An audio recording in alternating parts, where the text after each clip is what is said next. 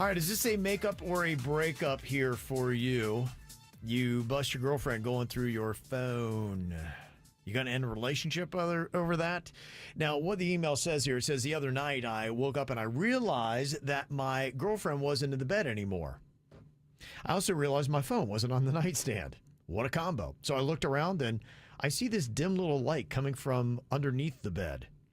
Turns out my girlfriend had grabbed my phone, went under the bed, and was going through it. I was so shocked, I really didn't even say anything at first. So I just kind of thought through it and didn't bust her. And I've just been thinking about the last couple of days, and I'm not really sure what to do. Now, she obviously didn't find anything because I'm a very trustworthy guy. There's no cheating going on. But I'm just trying to be understanding. Now, one thing I do know about her, she is damaged because her last relationship, she was cheated on terribly and then strung along by a guy. But I'm trying to be understanding because I'm not that guy, and she's clearly bringing baggage into our relationship. I told my sister about what she did, and she thinks it's totally normal and I should forgive it. But a couple of my buddies said, dude, that's weird, man. You need to confront her about it. And some of my friends think I need to break up with her. One even went as far as to say that, yeah, this is it, man. You cannot trust her. She's worried about trusting you. So what do you think? What should I do? How long they been together for? Didn't say. That's the one thing I wish you would have included because I don't know. I mean, it's long enough that for whatever reason they're doing that casual, they're staying over at each other's places. So they're at least that comfortable with each other. Look, you know me. I'm not a fan of going through people's stuff. I'm just not. I would never go through even if I thought they were cheating on me, I wouldn't go through their stuff. If I thought they were cheating on me and I couldn't trust them at that point, I want that relationship over with anyway because there's something going on in that relationship that I'm not jiving with or you're not jiving with. Somebody doesn't fully trust you. That's what's going on here. Someone who doesn't fully trust you and they're damaged. You know it. They couldn't trust somebody before and they're not over that yet. And they're now projecting the feelings that they had for their ex onto you. So how do you deal with that? Is that something where you say, look, you need to be over your insecurities already because I'm not a cheater and I don't like you doing that? It's it. If you're not a cheater and someone treats you like a cheater, that can be very damaging to a relationship. And I get it. We've all been hurt before, and we bring baggage into other relationships. But if you're not a cheater and someone's treating you like that, it gets real expensive emotionally. Yeah. But he needs to just talk to her. I don't think you break up with her. I think that you have to sit her down and say, look, I know you've been cheated on before. I know you carry that baggage with you into this relationship. I also know you went through my phone the other night, and I know why you did it because the last guy did you wrong, but I haven't done you wrong. I haven't given you any reason to go through my phone. Have I? And then ask her and see. Maybe there was something that happened that made her think that she was seeing a red flag that wasn't there. You don't know what prompted her to look through your phone, but until you talk about it in a loving way with her, you're not going to get to the heart of it. If you care about her, I say you talk about it and try to save the relationship. If you care about her, and this is, I think you do got to talk about these things. To act like it didn't happen. I think he's doing the right thing, though. He's waiting. Yeah. He's processing it. He's not going to jump in there and yell at her when he busts her. That's smart. Yeah. Sit on it, process it, figure out why maybe she did it in your own head, rectify how you feel in your own head. Like, you don't have to act immediately. Right. And stop being weird going under the bed. Yeah, Graham wants to know, how high was this bed?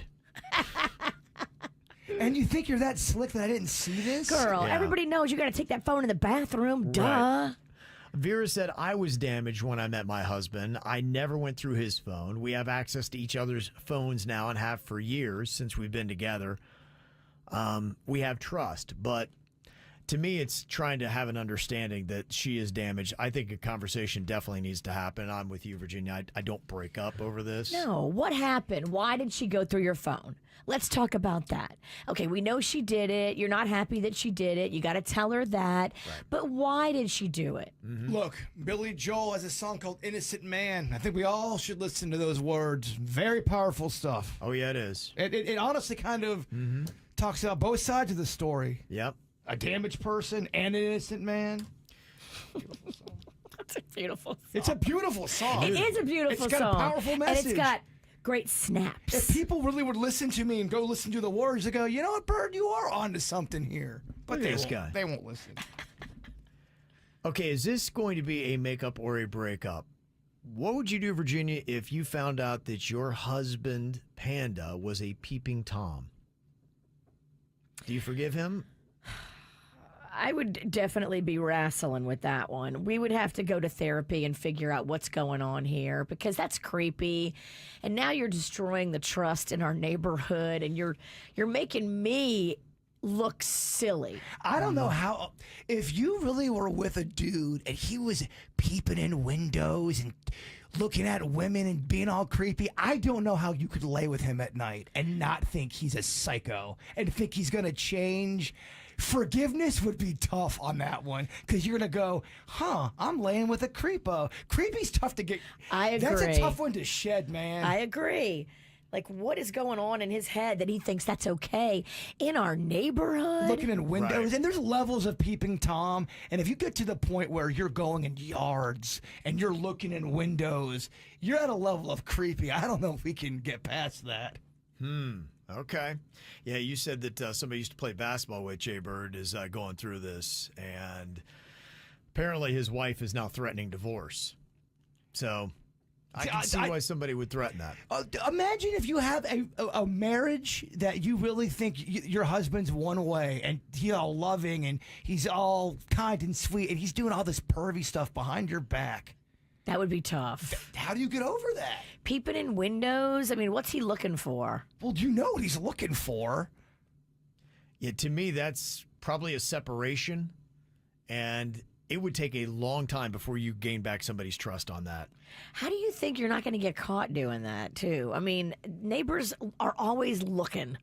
Well, that's what neighbors do. That's what makes the crime even more insane because there's such a risk of getting caught, and the fact that you can't control. Everybody's got a urges. Ring doorbell now. Everybody's got cameras on their house. Like, I'm not going to break up with you for trying to see a boob.